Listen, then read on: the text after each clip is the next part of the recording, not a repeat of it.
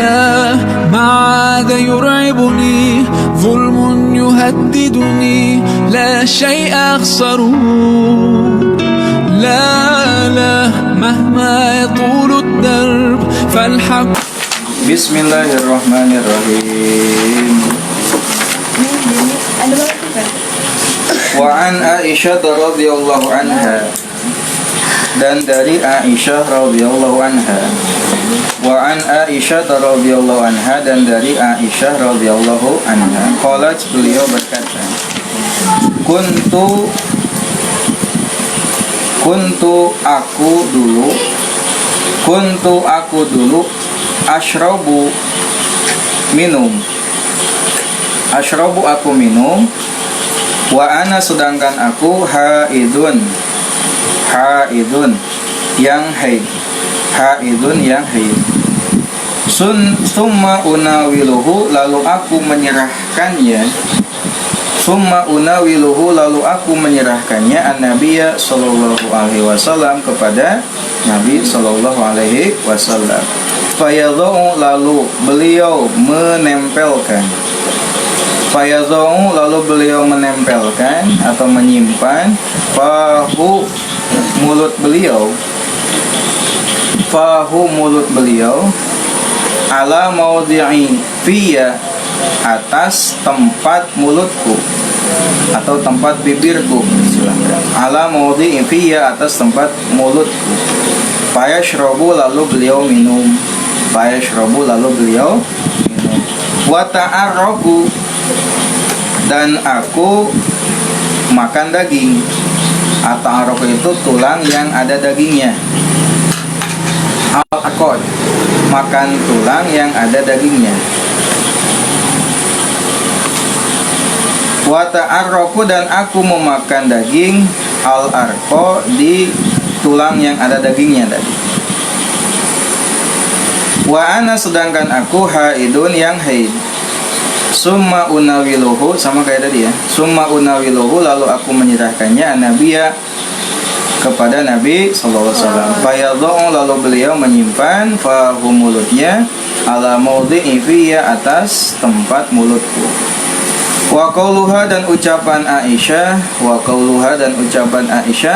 wa ta'arraku al-arqa, lafad ata'arraku al-arqa, yaitu akhudhu, aku mengambil al-lahma, daging, minal arki, dari tulang, bi asnani, dengan gigiku, bi asnani, dengan, jadi menggigit daging gitu, yang masih ada pada tulang gitu. Nah, masih membahas tentang dalil haid yang terdapat dalam Al-Quran dan hadis. Kemarin yang pertama adalah dalil tentang haid yang terdapat dalam Al-Quran, yaitu terdapat dalam surat Al-Baqarah ayat 222. Allah berfirman, wa yas'alunaka 'anil mahid qul huwa adzan fa'tazilun nisaa fil mahid wa la taqrabuhunna hatta yatahharna fa idza tatahharna fa'tuhunna min haitsu amarakumullah innallaha yuhibbut tawwabin wa yuhibbul mutatahhirin. Al-Baqarah ayat 222. Nah, dalam ayat ini katanya Allah menjelaskan tentang hukum haid. Pertama, Allah menginformasikan kepada kita tentang najisnya darah haid dengan firman-Nya, qul huwa adzan. Lalu Allah memerintahkan para suami untuk menjauh dari perempuan ketika perempuan sedang haid.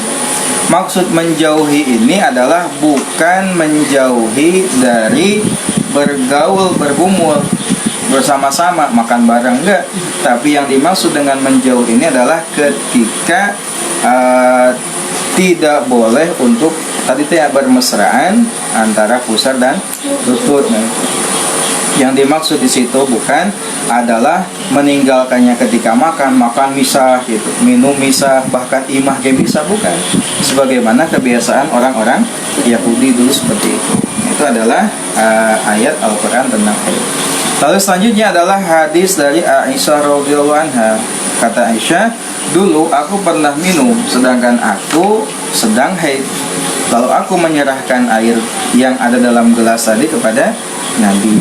Lalu Nabi menyimpan mulutnya Jadi minum di gelas bekas bibirnya Aisyah. Jadi lagu nih ya. Itu ada hadisnya seperti itu. Jadi hadisnya menerangkan bahwasanya Aisyah sedang minum, lalu gelas yang diminum Aisyah itu diserahkan kepada Nabi, dan Nabi minum tepat di bekas bibirnya minum Aisyah tadi. Dan Aisyah pernah memakan daging yang masih ada pada tulang, diserahkan ke Nabi, digigit ke Nabi. Itu menunjukkan bahwasanya wanita yang haid itu tidaklah harus dijauhi sebagaimana kebiasaan orang Yahudi itu dulu. Ketika perempuannya haid itu makan jauh, minum itu bisa, tidur pun bisa, imah bahkan bisa. Nah, itu adalah kebiasaan orang Yahudi, dan oleh Nabi itu diluruskan bahwasanya Islam tidak demikian. Minum di bekas bibir pun gak masalah, makan di bekas orang yang haid pun tidak masalah, apalagi hanya sebatas makan bersama kan itu, apalagi hanya sebatas ngobrol bareng, itu gak masalah. Wa anha, dan dari Aisyah radhiyallahu anha. Wa anha, dan dari Aisyah radhiyallahu anha, qalat, beliau berkata, kana ada an-nabiyyu sallallahu alaihi wasallam, Nabi sallallahu alaihi wasallam, yattaqi'u, beliau bersandar fi hijri, dalam lahunanku. Itu romantisnya nabinya ke istrinya, memperlakukan istri dengan sangat romantis. Nabi itu sosok yang romantis, gagah perkasa, tegas, namun romantis. Jauhlah lamun jeung kayak ini. Bihijri, dalam lahunanku, wa ana, dan sedangkan aku haidun, sedang haid. Fayakra'u, lalu Nabi membaca Al-Qur'an. Fayakra'u, lalu Nabi membaca Al-Qur'an. Kan? Nabi bersandar di lahunanku sambil baca Quran. Romantis gak ya? Wah, ini. Summa bayyana, lalu Allah menjelaskan Jalla Jalaluh fil ayatil karimati, dalam ayat yang mulia, annahu, sesungguhnya, la yajuzu, tidak boleh, ayatia, mendatangi itu menggauli, maksudnya ayatia menggauli, ajauzu, suami, zaujatahu, istrinya, wahia, sedangkan ia haidun, haid. Faidan qata'a, lalu jika telah terputus, faidan qata'a, lalu jika telah berhenti, damul haidi, darah haid, waqta salat, dan ia telah mandi, jaza, maka boleh, lahu, baginya, ayyakrobaha, ia mendekatinya, minal makani, dari tempat, alladzi amarahu Allah Ta'ala, yang Allah memerintahkannya, yang Allah telah memerintahkannya, ayyatiyaha, mendatanginya, minhu, darinya, Lalu dari ayat yang tadi dibacakan, Allah juga menjelaskan tentang ketidakbolehan seorang suami menggauli istrinya dalam keadaan sedang haid. Lalu ketika darahnya sudah berhenti dan mandi, maka baru boleh. Jadi syaratnya suami boleh menggauli istrinya itu kalau darahnya sudah berhenti dan sudah mandi. Berarti lamun geus eureun tapi can mandi mah can boleh. Ya, masih belum boleh. Kalau sudah berhenti baru mandi baru boleh, silakan. Tapi digauli di tempat-tempat yang diperbolehkan oleh Allah, yaitu lewat kemaluannya. Kalau lewat belakang itu gak boleh, meskipun kepada istri sendiri. Sebagaimana dalam ayat Al-Quran, فَإِذَا تَطَهَّرْنَ فَأْتُوهُنَّ مِنْ حَيْثُ أَمَرَكُمُ اللَّهُ إِنَّ اللَّهَ يُحِبُّ التَّوَّابِينَ وَيُحِبُّ الْمُتَطَهِّرِينَ. Ya, dalil tentang haid yang ada dalam Al-Quran ataupun hadis. Jadi dalam Al-Quran tadi dijelaskan bahwasanya haid itu darahnya najis. Lalu yang kedua, Allah memerintahkan para suami untuk tidak bermesraan dengan istri di antara pusat dan apalagi berhubungan intim. Nah, baru boleh berhubungan intim ketika istri telah telah suci dan mandi, baru boleh. Itu pun pada tempat yang Allah perintahkan. Nah, Beda antara orang Yahudi dengan orang Islam adalah orang Yahudi dulu memperlakukan istri sedang haid itu dijauhi di tempat makan, minum, bahkan rumah. Kalau umat Islam sebagaimana dicontohkan oleh Nabi, sebaliknya tidak sampai demikian.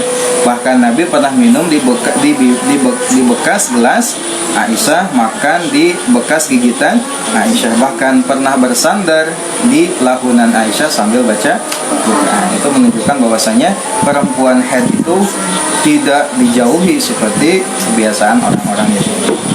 Hanya itu saja yang diharamkan. Satu apa tadi? Mubasyarah, bersentuhan, bermesraan, dan berhubungan badan. Sisanya seperti biasa lah bergaul suami dan istri.